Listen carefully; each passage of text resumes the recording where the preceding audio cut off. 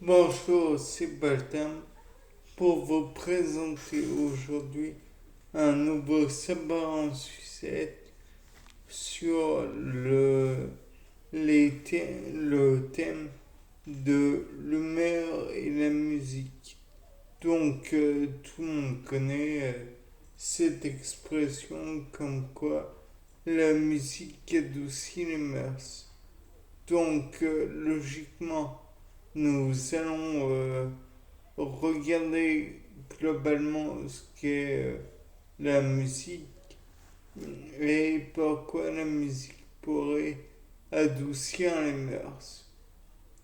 Donc, tout d'abord, on sait une musique, oui, non, ça c'est pas de la musique. La musique est à la base une variation des pressions de l'air qui est canalisé et réceptionné d'abord par le pavillon de l'oreille, puis envoyé dans le conduit auditif, euh, puis heurte le tympan tout en le, comment dire,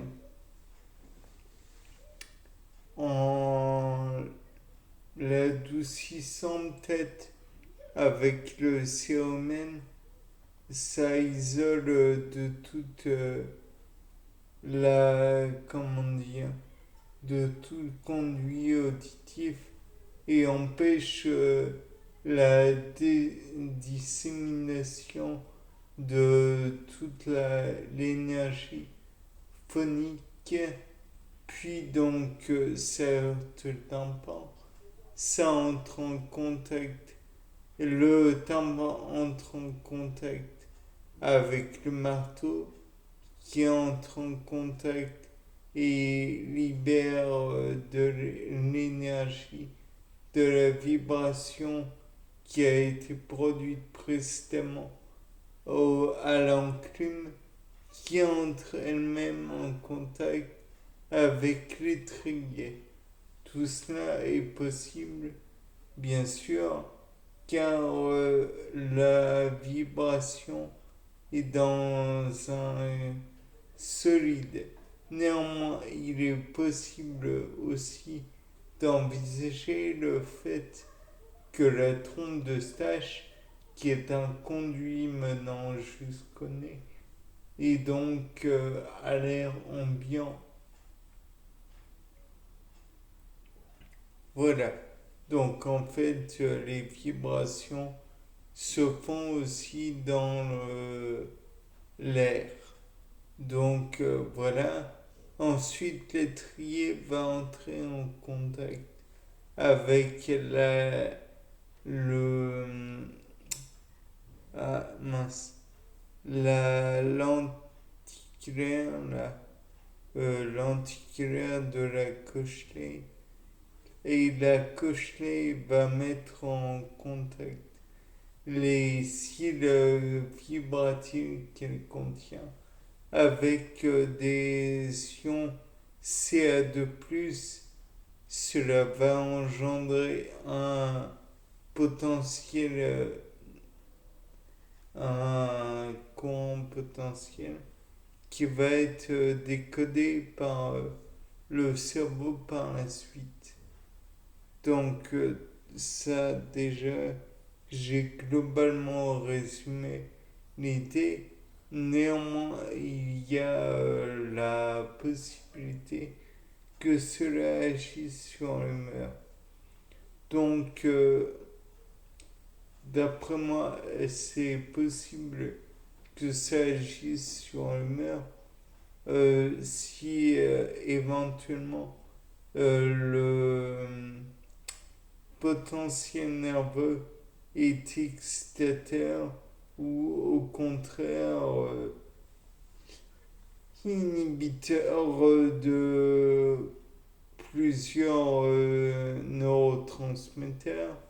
Parmi les neurotransmetteurs, on pourrait envisager l'acide gamma aminobutyrique, donc appelé GABA. Je crois que c'est un inhibiteur. Donc, comme c'est un inhibiteur, j'imagine qu'au contraire, il va inhiber l'activité cérébrale. Et comme il va inhiber l'activité cérébrale, il va la calmer et donc engendrer d'éventuels calmes au sein du cerveau. Au contraire, activateur, on pourrait envisager la noradrénaline. Mais là, bien sûr, encore une fois, ce sont des noms de neurotransmetteurs qui ne qui comment dire on peut être employé. Je ne suis même pas sûr que c'est voici possible. Toujours est-il que ça hypothétiquement à voir, mais je n'ai pas la preuve de la chose. Après tout, ouais. Enfin bref,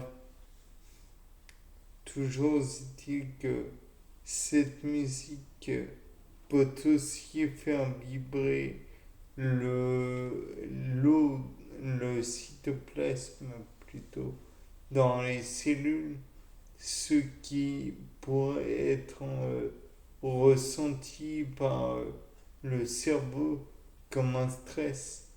De plus, ça pourrait faire aussi vibrer plus ou moins le fluide, le liquide cérébrospinal.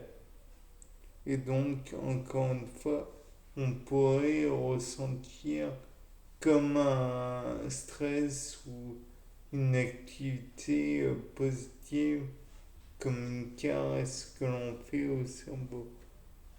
Ou alors, carrément, ça pourrait mettre en, en action le liquide de la cochelée. Et donc là encore, ça pourrait envoyer des signaux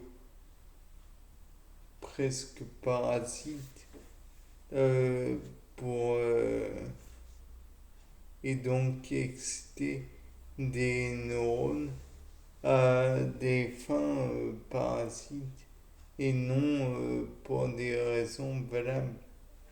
Donc finalement, peut-être que ça a une activité plus importante, la musique, que celle que l'on veut croire. De plus, qui dit que ça n'a pas non plus à voir sur le transit intestinal, puisque je vous rappelle que les selles sont constituées la plupart du temps de environ 70%, non, pas de plus, de 70% d'eau et 30% donc de solide. Quant à l'urine, elle contient environ 90% de liquide, sinon plus. Cela fait donc du son une éventuelle thérapie pour le transit. Peut-être qu'avec le son et avec la musique, on pourrait se passer de laxatif ou de thérapie comme les thérapies par alphysosine ou autre, qui est naturellement un comprimé ou plutôt un médicament, puisqu'il existe bien sûr d'autres thérapies, mais bon, le baclofène et etc. Bon, mis à part ça, on pourrait envisager aussi la possibilité que la musique agisse sur la digestion, puisque, comme vous le savez, l'estomac a un certain volume, et dans ce volume, il y a naturellement de l'acide qui va permettre de digérer avec l'action des enzymes le contenu de votre bol alimentaire. Mais peut-être la contraction musculaire sera, comment dire, influencée par la musique. Bien, c'était pas le dame. Au revoir.